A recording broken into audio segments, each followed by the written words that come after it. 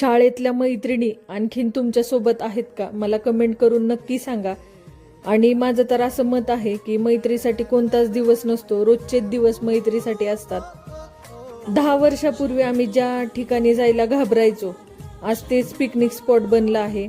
हा व्हिडिओ आहे 22 तारखेचा, म्हणजे दादांची ज्या दिवशी जयंती होती त्या दिवशी. बारामतीमध्ये कार्यक्रमाची जयंत तयारी चालू होती आणि दिवसभर पाऊस कसलीच ओसंत घेत नव्हता.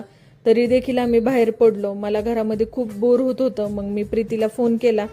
तिला म्हटलं, प्रीती चल आपण जाऊया. ती म्हटली ये आपण जाऊया बाहेर. आणि कुठली गोष्ट आपण घरामध्ये शेअर करत नाही, ती आपण मैत्रीत शेअर करत असतो. आपल्याला थोडं टेन्शन असेल, काही असेल, आपण घरातल्यांना सांगू शकत नाही. आणि तुम्ही पाहता एवढं ट्रॅफिक जाम झालं होतं, अर्धा तास आम्ही त्याच्यामध्ये फसलो होतो. असल्या पावसामध्ये पण आम्ही MIDC कडे गेलो, का तर चहा प्यायचा होता. मला चहा घेतला आणि कोमल काही घेत नाही चहा, मग तिच्यासाठी कॉफी. आणि ह्या मॅडम तर काहीच पित नाही. पाऊस थांबायची थोडी, असं वाटलं पाऊस थांबेल, पण पाऊस काय थांबेना. तसंच पावसात आम्ही निघालो. थोडं डिक्कीमध्ये सामान ॲडजस्ट केलं आणि वेळ घालवायचा होता. मग आम्ही आलो रिलायन्समध्ये. माझ्या मम्मीसाठी थोडंफार सामान घ्यायचं होतं मला. वेळ घालवायचा म्हणून आम्ही तिथलं पण काम उरकून घेतलं. आणि तुम्हाला पण असं होतं का की दिवसभर फिरून सुद्धा तुमचं मन भरत नाही? तसंच काहीसं आमच्या सोबत झालं. खाण्याची वेळ आली. आम्ही म्हटलं वेगळं काहीतरी खाऊया, पण प्रीतीला आवडतो वडापाव. मग तिने घाईच धरली की आपण वडापावच खाऊया गरम गरम.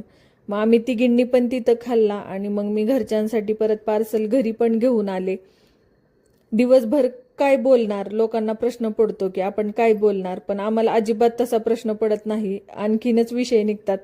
आणि आम्हाला असं वाटत होतं की आम्ही आत्ता पण कॉलेजमध्येच आहे. कॉलेज संपून जवळजवळ 5-6 वर्षांचा गॅप झाला. स्वतः वकील असून देखील वाहनांचे नियम मोडत होतो. ट्रिप्सी फिरायचं होतं, पण एक जणीला तर आम्ही तसं सोडू शकत नाही.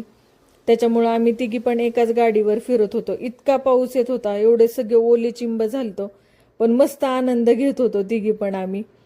आणि दादांची जयंती असल्यामुळे जरा जास्त कार्यक्रमांची तयारी चालू होती बारामतीमध्ये.